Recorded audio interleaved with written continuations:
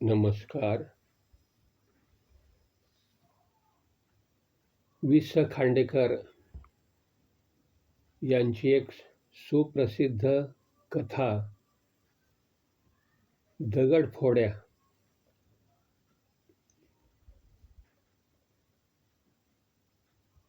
फार जुन्या काळातील गोष्ट आहे ही. एका खेडेगावात एक मनुष्य राहत असे. खडक फोडून काढायचा धंदा करत असे तो. हे काम मोठे कष्टाचे होते. रक्ताचे पाणी करावे लागे तिथे. आपल्या मजुरीवर तो मनुष्य उजाडल्यापासून दिवस मावळेपर्यंत काम करत राही, घाम गाळत राही.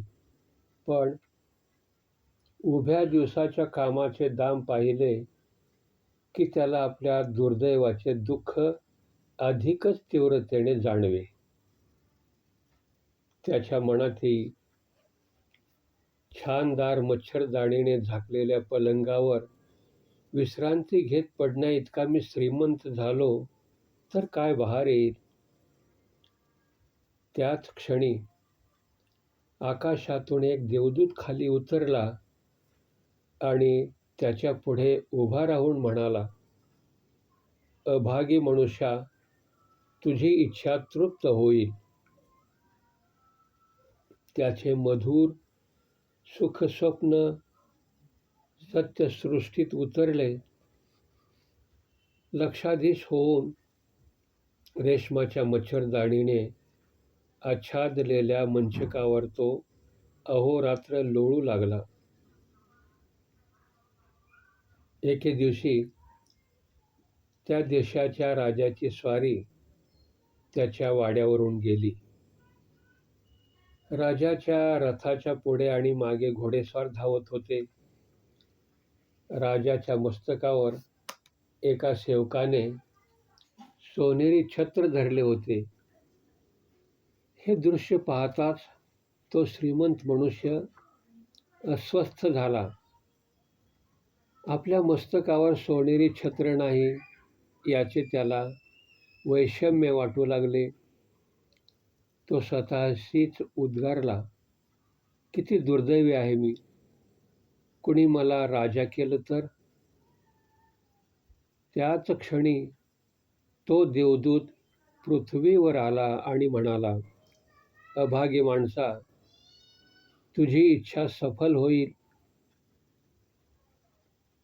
तो राजा झाला. त्याच्या पुढे आणि मागे घोडेस्वार धावू लागले. त्याच्या डोक्यावर सोनेरी छत्र झुलू लागले. उन्हाळ्याचे दिवस आले. सूर्य आग ओकू लागला. धरणीचे अंग भाजून निघू लागले. गवताचे पाते वाळून गेले.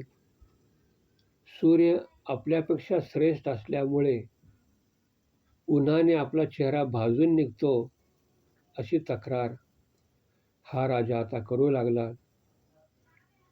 तो स्वतःशीच उद्गारला, किती दुर्दैवी आहे मी.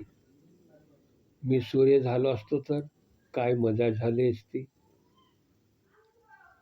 त्या देवदूताच्या कृपेने तो तात्काळ सूर्य झाला. त्याने पृथ्वीवरल्या सर्व लहान थोर प्राण्यांना भाजून काढून सळो की पळो करून सोडले. एके दिवशी या सूर्याच्या आड एक भला मोठा ढग आला. सावली मिळाली म्हणून पृथ्वीने सुटकेचा सुस्कारा सोडला.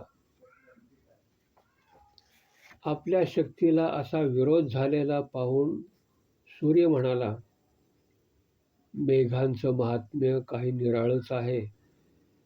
मेघांची शक्ती तर जर मला मिळाली तर. देवदूताने त्याची तीही इच्छा क्षणार्धात तृप्त केली. मेघ होऊन तो सूर्य आणि पृथ्वी यांच्यामध्ये संचार करू लागला. पृथ्वीवरचे वाळून गेलेले गवत हिरवेगार होऊ लागले. एके दिवशी या मेघाने मुसळधार पाऊस पाडला. नद्यांना पूर आले. गुरेढोरे त्या पुरात वाहून जाऊ लागली. शेतात गुडघाभर पाणी उभे राहिले.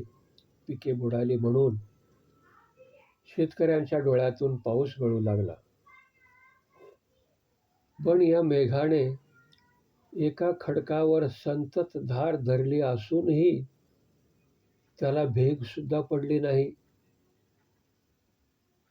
मेघाने सरीवर सरी पाडल्या, पण खडक अभंग राहिला.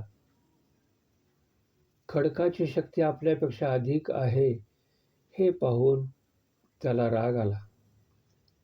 स्वतःवर चढपडत तो म्हणाला, किती दुर्दैवी आहे मी. मी खडक झालो तर. तो खडक झाला उन्हात आणि पावसात. हा खडक एखाद्या समाधी लावलेल्या साधूप्रमाणे स्वस्थ बसून राही. एके दिवशी एक दगडफोड्या, कुदळ, हातोडा वगैरे हत्यारे घेऊन तेथे आला. खडक उद्गारला, या मनुष्याची शक्ती माझ्यापेक्षा मोठी आहे. हा माझे तुकडे तुकडे केल्याशिवाय राहणार नाही.